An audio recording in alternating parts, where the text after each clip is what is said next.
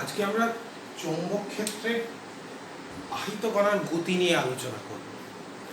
এখন যদি মনে করা যায় এই দুটো পাথ,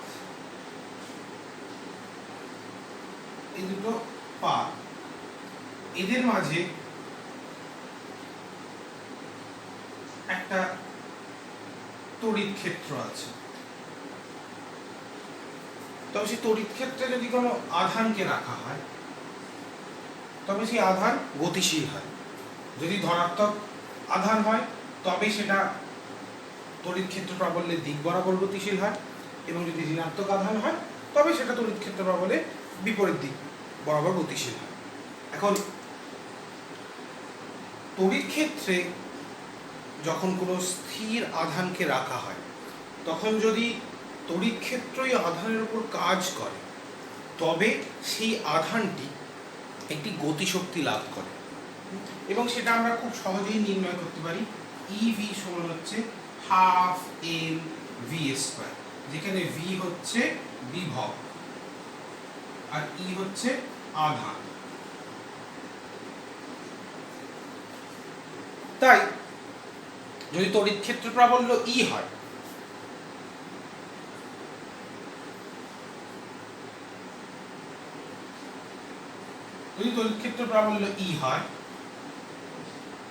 তবে স্থির তাড়িতিক বল Fe সমান হচ্ছে, এটাকে Q × E ধরে, এটাকে Q ধারায় ভাগ, Q এই হলো স্থির তাড়িতিক বল, যেটা কোনো স্থির তড়িৎ ক্ষেত্রে কোনো একটা আধানকে রাখা হলে সেই আধানটা যে বল অনুভব করে। এবার যদি আমি কোনো চৌম্বক ক্ষেত্রে কোনো একটা আধানের গতি বিবেচনা করি, তবে যদি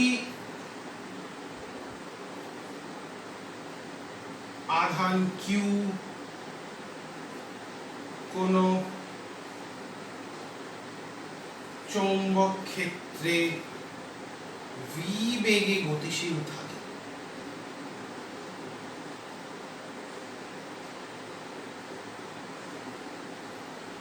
এবং চৌম্বক ক্ষেত্রের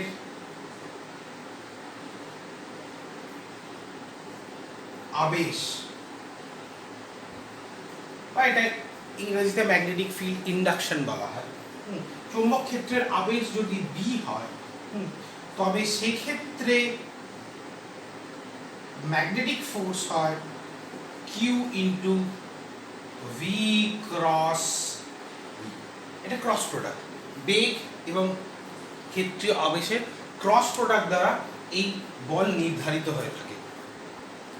তো এই হলো স্থির তাড়িতিক ক্ষেত্রে যদি কোনো আধানকে রাখা হয় তাহলে স্থির তাড়িতিক ক্ষেত্রে থাকার জন্য আধান যে বল অনুভব করবে, এবং এইটা হলো চৌম্বক ক্ষেত্রে যদি v বেগে গতিশীল থাকে তবে সেই চৌম্বক ক্ষেত্র দ্বারা যে বল প্রযুক্ত হবে ওই আধানের উপর, সেটা হলো এটা।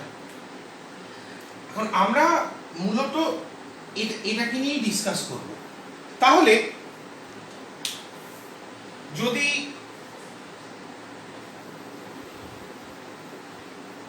স্থির তড়িৎ ক্ষেত্র এবং চৌম্বক ক্ষেত্র উভয়ের মধ্যেই কোনো আধান যদি থাকে তবে সেক্ষেত্রে মোট বলটা এভাবে হয়, F(E) + F(magnetic), মানে ভেক্টর অ্যাডিশন। তাহলে Q × E + Q × V cross. এই হলো টোটাল ফোর্স, যেখানে আধানটা স্থির তড়িৎ ক্ষেত্র এবং চৌম্বক ক্ষেত্র উভয়ের মধ্যেই গতিশীল, এবং এই বলটাকে বলা হয় লোরেন্টজ ফোর্স। এটাকে লোরেন্টজ ফোর্স বলে। এবার যদি চৌম্বক ক্ষেত্র দ্বারা আধানের উপর প্রযুক্ত বলকে বিবেচনা করা যায়, তাহলে দেখো এই হলো চৌম্বক ক্ষেত্র দ্বারা প্রযুক্ত বল। এই বলটাকে যদি একটু গভীরভাবে আলোচনা করা যায় তাহলে দেখো আধানটা কিন্তু চৌম্বক ক্ষেত্রে গতিশীল থাকতে হবে। যদি স্থির থাকে তাহলে কিন্তু আধানের উপর কোনো বল প্রযুক্ত হবে না। এখন আধানটা যে সবসময় চৌম্বক ক্ষেত্রে গতিশীল থাকলেই তার উপর বল প্রযুক্ত হবে এমন কোনো কথা নেই। তবে যদি চৌম্বক ক্ষেত্র আধানের উপর বল প্রয়োগ করে তার মানে আধানটাকে সেই চৌম্বক ক্ষেত্রে গতিশীল থাকতেই হবে। এবার যেহেতু ক্রস প্রোডাক্ট, তাহলে এর যে ম্যাগনিটিউড বা মান সেটা হয়ে যাবে এটা mod of V mod of B sine theta, যেখানে ভি আর বি এর মধ্যে অ্যাঙ্গেল হচ্ছে থিটা। এবার স্পষ্টত এই মান দেখে তুমি বুঝতে পারছো যে আমরা প্রথমে কি বলেছিলাম, আমরা প্রথমে বলেছিলাম যদি এইটা সমান 0 হয় তাহলে এর তো কোনো মান থাকবেই না, যেটা আমরা একদম প্রথমে ক্লেম করেছিলাম যে আধান যদি চৌম্বক ক্ষেত্রে স্থির থাকে তাহলে সেই চৌম্বক ক্ষেত্র আধানের উপর কোনো বলই প্রয়োগ করবে না। কিন্তু সাথে সাথে আরেকটা জিনিস দেখো যে সেটা হচ্ছে if theta is equal two 0 degree, মানে যদি আহিত কণার বেগের অভিমুখ এবং চৌম্বক ক্ষেত্রের অভিমুখ একই দিকে থাকে তাহলে সেক্ষেত্রেও কিন্তু আধানের উপর কোনো বল প্রয়োগ হবে না, কারণ আধানের উপর প্রযুক্ত বলের মান 0 হবে। সুতরাং একটু আগে আমি যেটা বলেছিলাম যে চৌম্বক ক্ষেত্রে আধানকে গতিশীল থাকতে হবে তবেই চৌম্বক ক্ষেত্র আধানের উপর বল প্রয়োগ করবে, কিন্তু তার মানে এই নয় যে চৌম্বক ক্ষেত্রে গতিশীল থাকলেই সবসময় সেই চৌম্বক ক্ষেত্র আধানের উপর বল প্রয়োগ করবে। সাধারণভাবে যদি ভি আর বি এর মধ্যে একটা অ্যাঙ্গেল থাকে তবেই এই চৌম্বক ক্ষেত্র আধানের উপর একটা নির্দিষ্ট মানে বল প্রয়োগ করবে। এবং দেখো এই কোণটা প্রথমে 0 ডিগ্রিতে থাকলে তো আধানের উপর কোনো বল প্রযুক্ত হয় না। এবার যখন কোণটা আস্তে আস্তে 0 ডিগ্রি থেকে আস্তে আস্তে বাড়ে তখন এই প্রযুক্ত বলের মানও আস্তে আস্তে বাড়ে এবং আলটিমেটলি ম্যাক্সিমাম যে বলটা হয়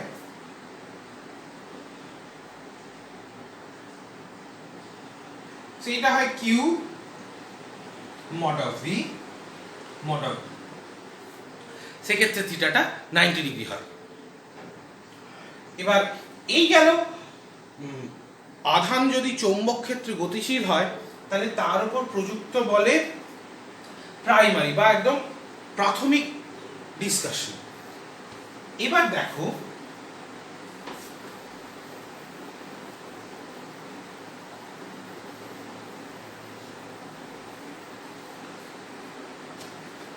আমরা ভেক্টরের একটা খুব ইম্পর্টেন্ট আইডেন্টিটি জানি, সেটা হচ্ছে a dot b cross c equal to b dot c cross a equal to c dot a cross b। এটা এমনি যদি তুমি ভেক্টরকে উপাংশে ভেঙে করো তাহলেও তিনটে ক্ষেত্রে একই মান আসবে, অথবা ব্যাপারটাকে তুমি এরকম ভাবেও ভাবতে পারো যে যদি কোনো একটা ত্রিমাত্রিক দেশে যদি কোনো একটা এরকম সামান্তরিক হয়, ত্রিমাত্রিক দেশে যদি সামান্তরিক হয় এবং সন্নিহিত বাহুগুলোকে যদি এইটা a ভেক্টর হয়, এটা যদি b ভেক্টর হয় এবং এটা যদি c ভেক্টর হয়, তাহলে a dot b cross c যদি দেখো তাহলে a ডট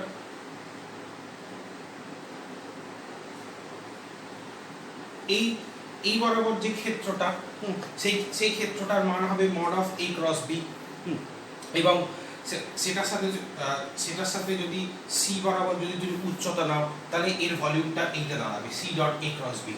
আবার যদি এরিয়াটা এইটা নাও তাহলে দেখবে এটা a dot b cross c আসবে।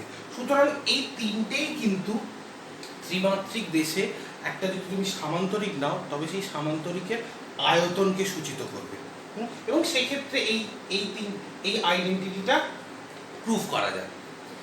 কিন্তু এখন ব্যাপার হচ্ছে এই আইডেন্টিটিটা নিয়ে ডিসকাস করার কারণই হচ্ছে একটা, সেটা হচ্ছে এই যে চৌম্বক ক্ষেত্রে আধানের উপর প্রযুক্ত বলের একটা বিশেষ প্রপার্টি বা ধর্ম নিয়ে আলোচনা করব। সেটা কি না, মনে করো কোনো আধানটা ভি বেগে চৌম্বক ক্ষেত্রে গতিশীল রয়েছে। এবার ধরে নিলাম সেই অবস্থায় সে ডিএল সরণ ঘটালো। তার মানে যদি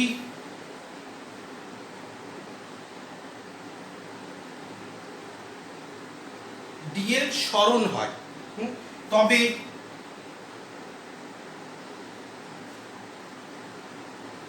আধানের উপর কার্য মানে এই বল দ্বারা কার্য সেটা কত হবে, Fn ডট ডিএল সমান Q into V cross B dot DL. এটাকে আমরা এরকম ভাবে লিখতে পারি সমান Q into DL cross V dot B. কারণ এটাকে যদি তুমি এ বি করেসপন্ড করো, এটাকে যদি বি দিয়ে করেসপন্ড করো, এই আইডেন্টিটি থেকে এটা লেখা যাবে। কিন্তু এবার লক্ষ্য করে দেখো সেটা হচ্ছে ডিএল এর ডাইরেকশনও যেদিকে, ভি এর ডাইরেকশনও সেই দিকে, সুতরাং আলটিমেটলি এটা কি হবে, শূন্য। তার কারণ এদের মধ্যে অ্যাঙ্গেলটা তো শূন্য, সেই জন্য এর যদি তুমি ম্যাগনিটিউড বার করতে চাও তাহলে mod of DL mod of B sine 0 degree মানে হচ্ছে 0। তার মানে দেখো আধানটার ওপর চৌম্বক বলটা যে কার্য করছে সেই কার্যটা হচ্ছে শূন্য। এর থেকে দেখো এই চৌম্বক ক্ষেত্র আধানের উপর যে বলটা প্রয়োগ করে তার একটা বিশেষ ধর্মের পরিচয় পাওয়া যায়। সেটা কি না, যদি কোনো আধান কোনো চৌম্বক ক্ষেত্রে একটা নির্দিষ্ট গতিবেগ নিয়ে গতিশীল হয় তবে সেই চৌম্বক ক্ষেত্র আধানটির ওপর কোনো কাজ করে না। তাহলে যখন একটু আগে আমরা বলেছিলাম যে স্থির তড়িৎ ক্ষেত্রে যদি কোনো আধানকে রাখা হয় এবং যদি আধানের ওপর যদি তড়িৎ ক্ষেত্র কার্য করে তবে সেই আধানের গতিবেগ বৃদ্ধি পায়। কেন? তার কারণ তার গতিশক্তি বৃদ্ধি পায়। এবার এক্ষেত্রে কিন্তু চৌম্বক ক্ষেত্র আধানের উপর কোনো কার্য করে না, তাই সেই হিসেবে চৌম্বক ক্ষেত্রে গতিশীল কণার গতিবেগের মানের কোনো পরিবর্তন হয় না, শুধুমাত্র দিকের পরিবর্তন হয়। তাই চৌম্বক ক্ষেত্রে ভি এর মানের কোনো পরিবর্তন হয় না, শুধু দিকের পরিবর্তন হয়। অনেকটা সমবৃত্তীয় গতিতে গতিশীল কোনো বস্তু করার উপর যদি অভিকেন্দ্র বল প্রয়োগ হয় তবে সেক্ষেত্রে দেখো তার দ্রুতির বা বেগের মানের কোনো পরিবর্তন হয় না, কিন্তু গতিবেগের দিকের পরিবর্তন হয়। এক্ষেত্রেও ব্যাপারটা অনেকটা ঠিক সেরকমই, কারণ চৌম্বক ক্ষেত্র যে বল প্রয়োগ করে আধানের উপর সেই বলটা তার গতিবেগের মানের কোনো পরিবর্তন ঘটায় না, শুধু দিকের পরিবর্তন ঘটায়। এবং এই ব্যাপারটাকে একটু আরো গভীরে গিয়ে আমরা ডিসকাস করব।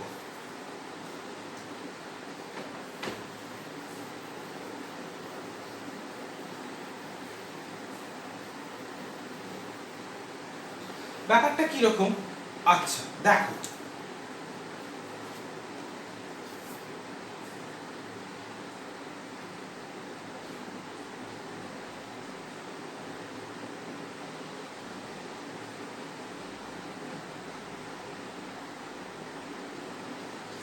ধরো এই তিনটে অক্ষ, এই দিক বরাবর x, এই দিক বরাবর y, এই দিক বরাবর z, তিনটে পরস্পর they are mutually perpendicular to each other।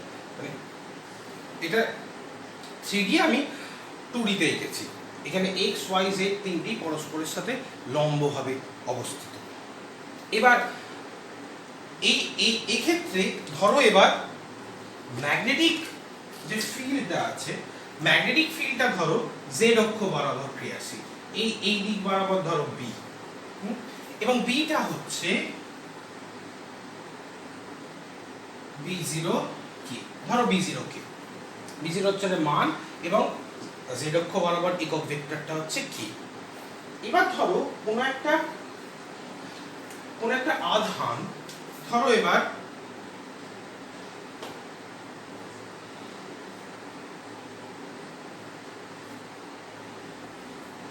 এই অবস্থানে তার গতিবেগ হচ্ছে v, এবং ভিটা কি, ভিটা হচ্ছে ধরো v0 j, কারণ y অক্ষ বরাবর একক ভেক্টর হচ্ছে j। তাহলে এবার ওর উপর যে বলটা হবে, ফোর্সটা, সেই ফোর্সটা কত হবে, ফোর্সটা হবে F সমান হচ্ছে q v ক্রস b। এবার দেখো q হচ্ছে আধানের মান, তার মানে q v0 b0 j cross k। এবার j ক্রস k টা কি, তার মানে j ক্রস k হচ্ছে I, তাহলে q v0 b0 I। সুতরাং দেখো এই অবস্থানে যখন এর উপর ম্যাগনেটিক ফিল্ড, কারণ এই গোটা রিজিয়নটা ম্যাগনেটিক ফিল্ড ক্রিয়া করছে ঠিক এরকম ভাবে xy তলের সাথে লম্ব হবে। এবার এই অবস্থানে ওর উপর ম্যাগনেটিক ফিল্ডটা যেটা, সেটা b এই দিকে, তাহলে ফোর্সটা কোন দিকে ক্রিয়া করবে দেখো, সেটা হচ্ছে I, মানে পজিটিভ x অক্ষ বরাবর, সুতরাং ওটা এই দিকে ক্রিয়া করবে। দেখো এই বরাবর f টা ক্রিয়া করবে,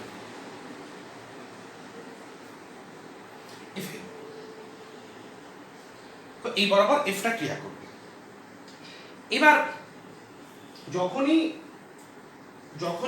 এই বরাবর f টা ক্রিয়া করলো, এই কি করলো, এই তার গতিপথ থেকে বিচ্যুত হবে।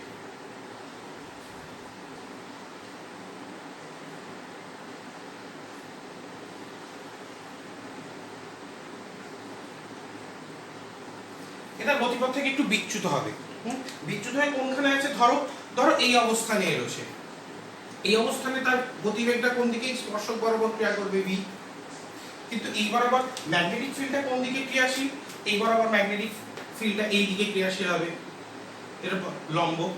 তাই এবার এই দিকে আবার তুমি v ক্রস b কোন দিকে আসবে, v ক্রস b আসবে এই দিকে।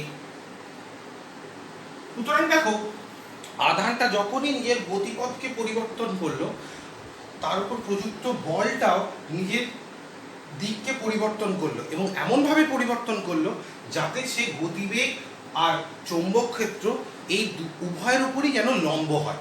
এবার তারপরে যদি আধানটা আরো এই দিক বরাবর যদি গতিশীল হয়, বা এই দিক বরাবর যদি আরো স্পর্শক হয়, তাহলে দেখো এই দিক বরাবর এরকম আসবে, এইদিকে আবার বি, এবং ভি ক্রস বি কোন দিকে আসবে, ভি ক্রস বি আবার এই দিকে এলো। দেখো তারপরে যদি এই বরাবর নাও, এই বরাবর হচ্ছে ভি, তারপরে এই বরাবর যদি নাও ম্যাগনেটিক ফিল্ড এই দিকে, তাহলে এই বরাবর ভি ক্রস বি কোন দিকে আসে, এবার ভি ক্রস বি ঠিক এই দিকে আসে এফ। সুতরাং যখনই আধানটা নিজের গতিবেগের দিককে পরিবর্তন করছে বা গতিপথ পরিবর্তন করছে, ফোর্স বা বলও সে তার নিজের দিককে পরিবর্তন করছে যাতে সে এই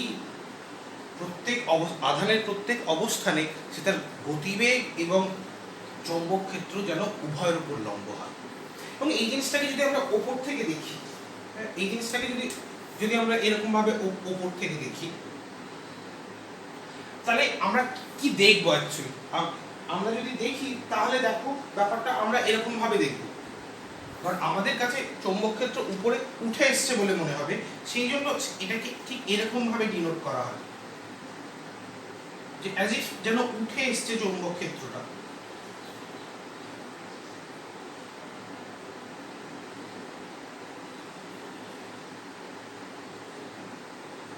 এটা অনেকটা একটা স্ক্রুকে ধরে থাকলে তার উপরের যে টিপটা সেটা দিয়ে বোঝানো হয়। এটা দিয়ে অ্যাকচুয়ালি বোঝানো হয় যে চৌম্বক ক্ষেত্রটা তোমার দিকে উঠে এসছে, মানে এই দিক বরাবর ক্রিয়াশীল হচ্ছে চৌম্বক ক্ষেত্রটা। এবার অবভিয়াসলি প্রথমে যে আধানটা যে এন্টার করবে অ্যাকচুয়ালি এই অবস্থানে এইখানে হবে তার এইখানে হবে তার ভি। তার কারণ এই হচ্ছে এক্স, এই হচ্ছে ওয়াই, এক্স ওয়াই, এই হচ্ছে জেড, এবং প্রাথমিকভাবে তার গতিবেগ এরকম ভাবে ছিল। এবার দেখো ভালো করে, তার মানে আধানটা অ্যাকচুয়ালি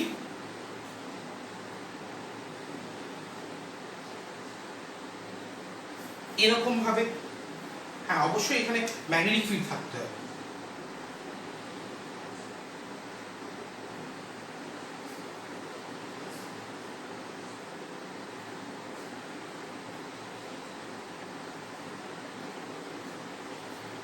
ম্যাগনেটিক ফিল্ড আছে। এবার কি করে বুঝবে, তার কারণ একটু ভালো করে লক্ষ্য করে দেখো, কারণ এই অবস্থায় ম্যাগনেটিক ফিল্ড এই দিকে, তাহলে ভি ক্রস বি কোন দিকে আসবে? ভি ক্রস বি আসবে এই দিকে এফ। তারপরে এরপরে আধানটা নিজের গতিবেগ পরিবর্তন করছে। ধরো এই অবস্থানে এটা তার ভি হয়ে গেল, ভি, আর ম্যাগনেটিক ফিল্ড কোন দিকে আসবে? এই দিকে আসবে ভি। তাহলে ভি ক্রস বি কোন দিকে আসবে দেখো? এই দিকে। তার কারণ ভি ক্রস বি কি করে বার করে? আমরা ভেক্টরে শিখেছি, এই যদি বি হয় তাহলে ভি ক্রস বি, ভি থেকে বি এর দিকে একটা স্ক্রুকে ঘোরালে টিপটা নিচের দিকে আসছে। তারপরে তুমি লক্ষ্য করে দেখো, এই দিকে যদি ভি থাকে, এই দিকে magnetic field, V cross B কোন দিকে আসবে? এই দিকে আসবে। সুতরাং উপরের 3D পিকচারটাকে তুমি যদি 2D তে আঁকো তাহলে সেটা এরকম ভাবে দেখতে হয়, এবং এরকম ভাবে রিপ্রেজেন্ট করার উদ্দেশ্যই হচ্ছে তোমাকে অধিকাংশ বইতে অ্যাকচুয়ালি এই 2D রিপ্রেজেন্টেশনটা থাকে। এবার তোমাকে 2D রিপ্রেজেন্টেশনের সাথে সাথে এই 3D রিপ্রেজেন্টেশনটাকে অ্যাজিউম করতে হবে। এবং যদি এরকম ভাবে না এঁকে যদি একটু অন্যভাবে আঁকা যায়, মানে দেখো অনেকটা ঠিক এরকম, এটার সাথে প্যারালাল যদি আমি ধরো এরকম ভাবে আঁকি, ধরো এই ছিল আবার জেড, এই ছিল এক্স, এই ছিল ধরো ওয়াই, এবং এই ছিল জেড, এবং ইনিশিয়ালি ধরো ম্যাগনেটিক ফিল্ডটা যদি এক্স ওয়াই তলের সাথে নিচের দিকে ক্রিয়াশীল করতো, যদি ম্যাগনেটিক ফিল্ডটা এই দিক বরাবর ক্রিয়াশীল হতো B0 এই বি, তাহলে এবার ধরো যদি প্রাথমিকভাবে আধানটা ধরো যদি এরকম ভাবে থাকতো, এরকম ভাবে যদি প্রাইমারি ওয়েতে গতিশীল হতো, তাহলে ধরো বিটা এই দিক বরাবর ক্রিয়াশীল বি, তাহলে দেখো ইনিশিয়ালি যদি এই দিকে থাকতো তাহলে দেখো বিটা কোন দিকে? এই দিকে বি, এবং এই দিকে যদি ভি থাকে তাহলে এবার এফ কোন দিকে আসবে? এফ এই দিকে আসবে, এবং এর ফলে আধানটা নিজের গতিপথকে পরিবর্তন করবে, গতিপথ সে এই দিকে ঘুরবে,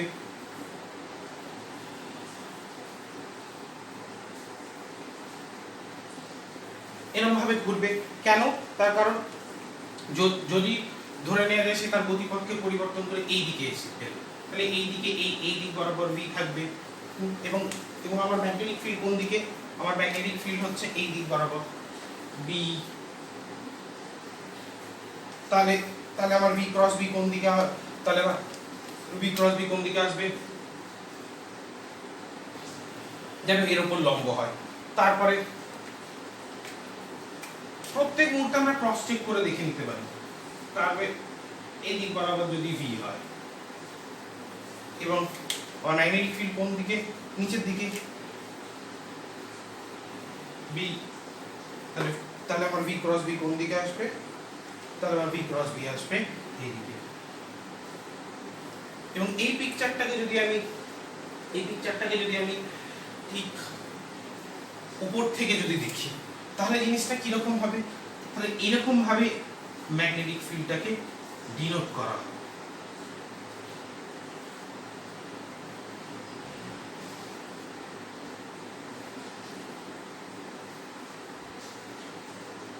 এরকম ভাবে ম্যাগনেটিক ফিল্ডটাকে ডিনোট করা হবে। এবার তার মানে এবার দেখো প্রাথমিকভাবে যখন এই দিক বরাবর যদি ভি থাকে, বি কোন দিকে? নিচের দিকে। একদম নিচের দিকে। তাহলে ভি ক্রস বি কোন দিকে আসবে? ভি ক্রস বি এই দিকে আসবে, এদিকে এফ। এবং আলটিমেটলি আধানটা অ্যাকচুয়ালি ঘুরবে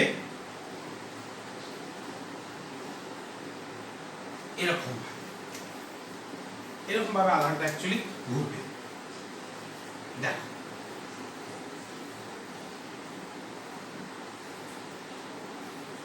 কারণ এই দিক বরাবর যদি আবার ভি থাকে আর নিচ বরাবর বি, তাহলে ভি ক্রস বি কোন দিকে? ঠিক এই দিকে।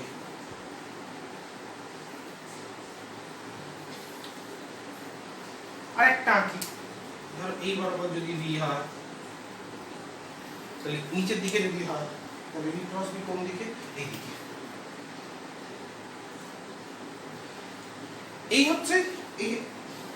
এই হচ্ছে কোন চৌম্বক ক্ষেত্রে কোন আধানের গতির একদম ক্লিয়ার কাট পিকচার।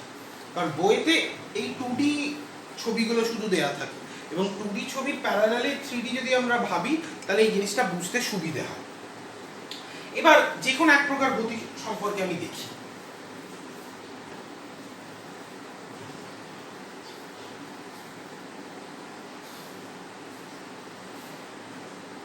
একটু আগে আমি যেটা বলেছিলাম যে সেটা হচ্ছে এই যে চৌম্বক ক্ষেত্রে যে আধানটা গতিশীল আছে, সেই আধানটার উপর চৌম্বক ক্ষেত্র যে বল প্রয়োগ করছে মানে হচ্ছে এফএমটা, সেই এফএমটা কিন্তু গতিবেগের মানের কোনো পরিবর্তন ঘটায় না, তার দিকের পরিবর্তন ঘটাচ্ছে। এবং এটা ছবিতে তুমি পরিষ্কার বুঝতে পারছো।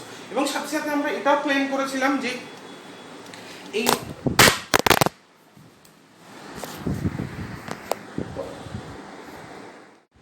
আহিত বস্তু কণার উপর চৌম্বক ক্ষেত্র কোনো কার্য করে না, যার ফলে আহিত বস্তু কণার গতিবেগের মানের কোনো পরিবর্তন ঘটে না, পরিবর্তন ঘটে তার দিকের। এবং একটু আগে আমরা আলোচনা করেছিলাম যে সমবৃত্তীয় গতিতে ঘূর্ণায়মান কোনো বস্তু কণার উপর যদি অভিকেন্দ্র বল প্রযুক্ত হয় তবে সেক্ষেত্রে বস্তু কণার গতিবেগের মানের কোনো পরিবর্তন না ঘটে, গতিবেগের দিকের পরিবর্তন ঘটে। এক্ষেত্রেও জিনিসটা অনেকটা ঠিক সেরকম। এখন এক্ষেত্রে আহিত বস্তু কণা যে বৃত্তপথে ঘুরছে তার জন্য প্রয়োজনীয় অভিকেন্দ্র বলটা কে যোগান দিচ্ছে? যে বলটা প্রযুক্ত হচ্ছে। সুতরাং এক্ষেত্রে যে এফএম, সেই এফএমটা হচ্ছে mv²/r। যদি ভি এই গতিবেগের মান হয় বা যে দ্রুতি নিয়ে বস্তু কণাটা বা আহিত বস্তু কণাটা ঘুরছে। এখন আবার আমরা জানি এফএম মানে হচ্ছে QVB, কারণ এক্ষেত্রে থিটার মান সবসময় 90 ডিগ্রি। সুতরাং এই দুটো ইকুয়াল, অর্থাৎ mv²/r ইকুয়াল টু QVB।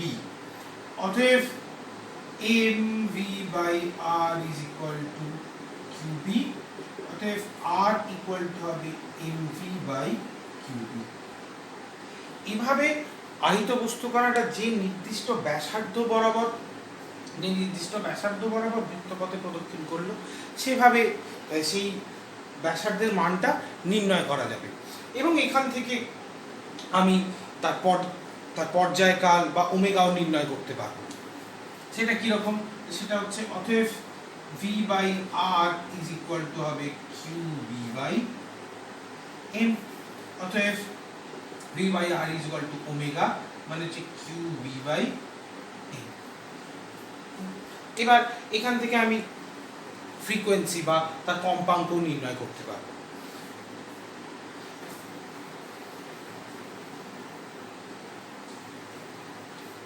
যদি ওমেগা দেখি, তাহলে F is equal to omega is equal to twice pi F, F যদি ফ্রিকোয়েন্সি হয়, এবং এই রিলেশন থেকে আমরা এর ফ্রিকোয়েন্সিও বার করতে পারবো। এবং এই ফ্রিকোয়েন্সির একটা নাম আছে, এফ যদি এখানে ফ্রিকোয়েন্সি হয় তাহলে ফ্রিকোয়েন্সি একটা নাম আছে, সেটাকে বলা হয় সাইক্লোট্রন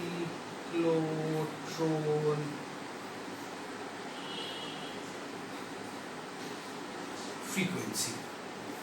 কেন? তার কারণ চৌম্বক ক্ষেত্রে আহিত বস্তুকণার এই বিশেষ গতিকে সাইক্লোট্রন নামক যন্ত্রে ব্যবহার করা হয়। সেই যন্ত্রটা অনেকটা এরকম, তাতে এই দুটো ডি নামক এরকম ধাতব চাকতি থাকে। এখান থেকে একটা এইটা একটা সোর্স যেখান থেকে আধানটা নিষ্ক্রান্ত হয়, এবং চৌম্বক ক্ষেত্র এই ডি এর পারপেন্ডিকুলার থাকে। যদি কোনো আহিত বস্তুকণা মনে করা যাক এখান থেকে নির্গত হলো, এবার এই ডিগুলোতে অল্টারনেটিং ভোল্টেজ বা পরিবর্তী ভোল্টেজ দেওয়া থাকে। কেন? তার কারণ তারা সময় সাপেক্ষে নিজেদের পোলারিটি চেঞ্জ করে, এবং যত পোলারিটি চেঞ্জ করে তত আস্তে আস্তে এই আহিত বস্তুকণাটা নিজের ব্যাসার্ধটা বৃদ্ধি করে। কারণ যখনই আহিত বস্তুকণাটা এই ডি গুলোতে প্রবেশ করে তখন সে নতুন করে এনার্জি গ্রহণ করে, যার ফলে তার ব্যাসার্ধ ক্রমশ বৃদ্ধি পেতে থাকে। এভাবে আলটিমেটলি যখন সে এনার্জাইজড হয়ে যায় তখন তাকে বের করে নেওয়া হয় কোনো একটা নিউক্লিয়াসে হিট করার জন্য। সুতরাং এই হলো কোনো আহিত বস্তুকণা কোনো চৌম্বক ক্ষেত্রে যদি গতিশীল হয় তাহলে তার গতির অ্যাকচুয়াল পিকচারটা। এবার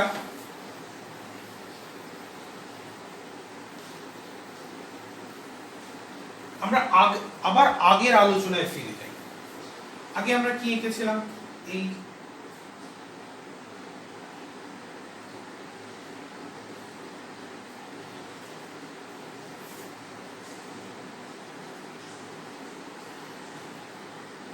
আমরা জে লিখেছিলাম, আমরা এক্স এঁকেছিলাম, আমরা ওয়াই লিখেছিলাম। এবার আগে আমরা কি দেখেছিলাম যে বস্তুর বা আহিত বস্তুর যে গতিটা সেটা ওয়াই অক্ষ বরাবর ছিল, মানে চৌম্বক ক্ষেত্রের সাথে 90 ডিগ্রি অ্যাঙ্গেল করেছিল। এবার যদি আহিত বস্তুকণাটা চৌম্বক ক্ষেত্রের সাথে যদি একটা নির্দিষ্ট কোণ করে থাকে, ধরে নেওয়া যায় এই হচ্ছে তার গতিবেগ ভি, এবং এই হচ্ছে চৌম্বক ক্ষেত্র বি, এবং চৌম্বক ক্ষেত্রের সাথে যদি সে থিটা কোণ করে তাহলে এক্স অক্ষ বরাবর একটা উপাংশ থাকে যেটাকে বলা হয় ভি পারপেন্ডিকুলার, আর এই বরাবর একটা উপাংশ থাকে সেটাকে বলা হয় ভি প্যারালাল। সুতরাং দেখো এই হচ্ছে আহিত বস্তুকণা, এর দুটো উপাংশ এভাবে ভি প্যারালাল। এবার কি হবে? এই ক্ষেত্রে কিন্তু ভি পারপেন্ডিকুলার যেটা আছে সেটা চৌম্বক ক্ষেত্রে বস্তুর বৃত্তীয় গতিকে বজায় রাখবে, ঠিক এরকম ভাবে।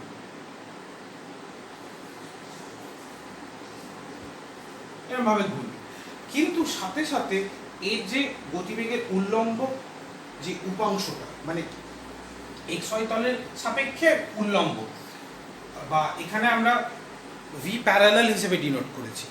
এক্ষেত্রে ভি যে পারপেন্ডিকুলার আছে সেই ভি পারপেন্ডিকুলার কিন্তু এক্স ওয়াই তলে আহিত বস্তুকণার ঘূর্ণনের জন্য দায়ী। আর ভি প্যারালাল কি করবে? ভি প্যারালাল তাকে সামনের দিকে এগিয়ে নিয়ে যাবে। সুতরাং তার পিকচারটা অনেকটা এইরকম হবে। সে বৃত্তীয় গতি বজায় রাখতে রাখতে সামনের দিকে এগিয়ে যাচ্ছে। এবং এই ধরনের মুভমেন্টকে বলা হয় স্পাইরাল মুভমেন্ট। কারণ এখানে গতিবেগের দুটো উপাংশ একই সাথে কাজ করছে। গতিবেগের উল্লম্ব উপাংশ বা ভি প্যারালালটা অবভিয়াসলি এর যে মানটা হবে সেটা হবে ভি সাইন থিটা, এবং এটা হবে ভি কস থিটা। মানে ভি পারপেন্ডিকুলার যেটা আছে সেটা হবে ভি সাইন থিটা, এবং ভি প্যারালাল যেটা আছে সেটা হবে V cos theta. V sine theta জন্য ও একটা নির্দিষ্ট তলে ঘূর্ণন সম্পন্ন করবে, আর ভি কস থিটার জন্য সেই ঘূর্ণন করতে করতে সামনের দিকে এগিয়ে যাবে, সেই জন্য সে স্পাইরালি এগিয়ে যাবে।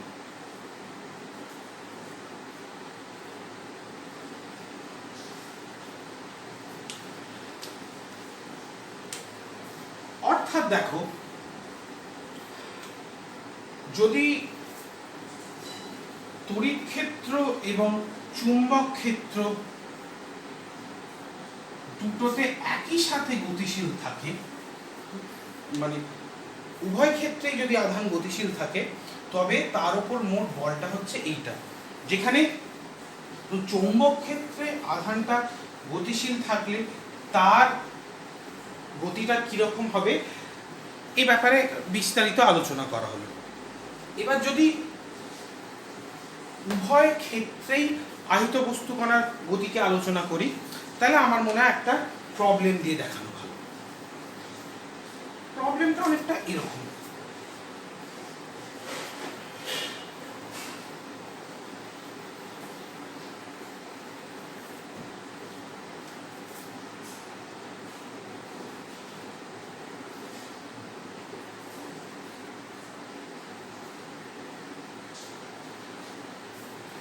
ধরা যাক এই দুটো প্লেট,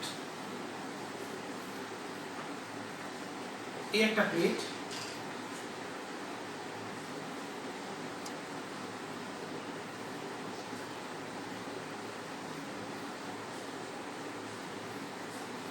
ধরা যাক এই দুটো প্লেট, উপরের প্লেট এবং নিচের প্লেট, এদের মধ্যে তড়িৎ ক্ষেত্র প্রাবল্য বা তড়িৎ ক্ষেত্র একটা নির্দিষ্ট দিকে ক্রিয়াশীল, মানে উপরের প্লেট থেকে নিচের প্লেটের দিকে এই তড়িৎ ক্ষেত্র বা ই, উপরের প্লেট থেকে নিচের প্লেটের দিকে গতিশীল। এবার একটা বস্তুকে বা আহিত বস্তুকে ভি গতিবেগে প্লেট দুটোর মধ্যে দিয়ে যখন পাঠানো হলো, দেখা গেল আধানটা প্লেট দুটোর মধ্যে দিয়ে কোনো বিক্ষেপ ছাড়াই নির্গত হয়ে গেল। এটা কিন্তু আনএক্সপেক্টেড। যদি শুধু তড়িৎ ক্ষেত্র থাকতো তাহলে কিন্তু অবশ্যই সেই তড়িৎ ক্ষেত্র এই আধানের উপর একটা স্থিরতারিতিক বল প্রয়োগ করত, যার ফলে তার গতিবেগের যে অভিমুখ বা গতিপথের পরিবর্তন হওয়া মানে আবশ্যিক। কিন্তু তা সত্ত্বেও দেখলাম যে তড়িৎ ক্ষেত্র থাকা সত্ত্বেও একে একটা নির্দিষ্ট গতিবেগে যদি আমি প্লেট দুটোর মাঝখান দিয়ে প্রেরণ করি আধানটিকে, তবে সেটা বিক্ষেপ ছাড়া এগিয়ে গেল। তার মানে অবশ্যই এই স্থিরতারিতিক যে বল, এই বলের বিরুদ্ধে একটা বল ক্রিয়া করছে, যে বলটা আধানের উপর ক্রিয়াশীল স্থিরতারিতিক বলকে প্রশমিত করে দেয়। এবং এই আলোচনা থেকে পরিষ্কার বোঝা যাচ্ছে যে এখানে অবশ্যই একটা ম্যাগনেটিক ফিল্ড থাকতেই হবে, যে ম্যাগনেটিক ফিল্ড আধানটাকে এমনভাবে বিক্ষেপিত করবে যাতে আধানটা স্থিরতারিতিক বলের জন্য যেদিকে বিক্ষেপ হতো ঠিক তার বিপরীত দিকে বিক্ষিপ্ত হবে। তাই এবার যদি এখানে বলা হয়, তার এখানে প্রশ্ন হচ্ছে যে এই কেসে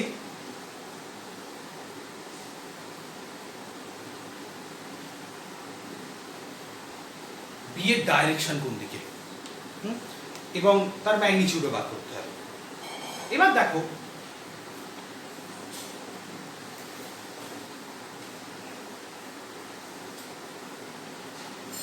ভি কে আমরা এই বেগে প্রেরণ করেছি, ভি এই দিক বরাবর ক্রিয়াশীল। এবার যদি তুমি অক্ষ টানো,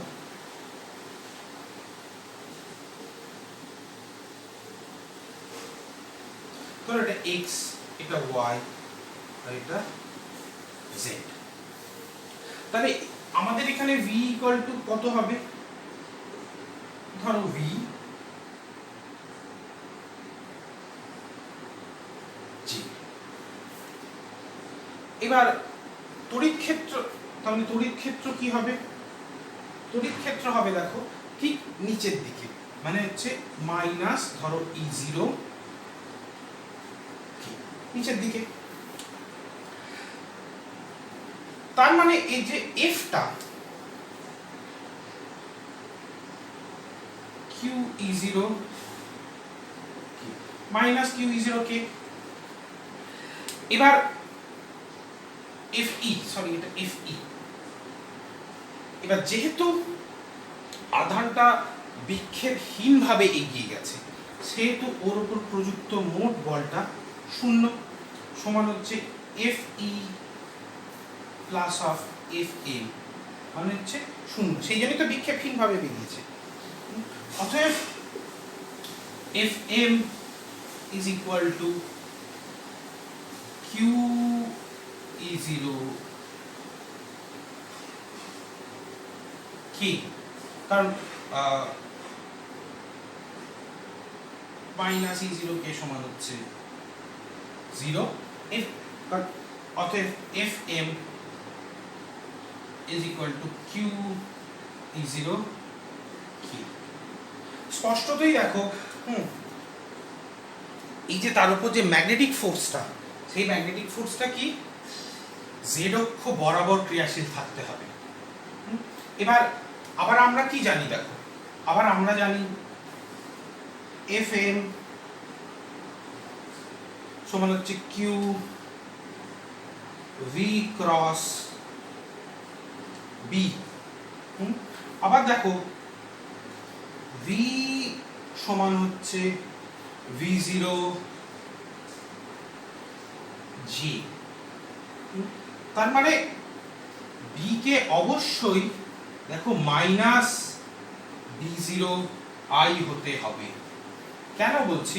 তার কারণ যদি তাই হয়ে থাকে তাহলে দেখো ভি ক্রস বি সমান হবে V zero B zero minus of J cross I. এবার জে ক্রস আই সমান মাইনাস কে, তবে এটা কে বরাবর ক্রিয়াশীল হবে। আশা করি এবার বোঝা গেছে। তার মানে ম্যাগনেটিক ফিল্ডটা অ্যাকচুয়ালি ক্রিয়াশীল হবে ঠিক এই বরাবর, মানে হচ্ছে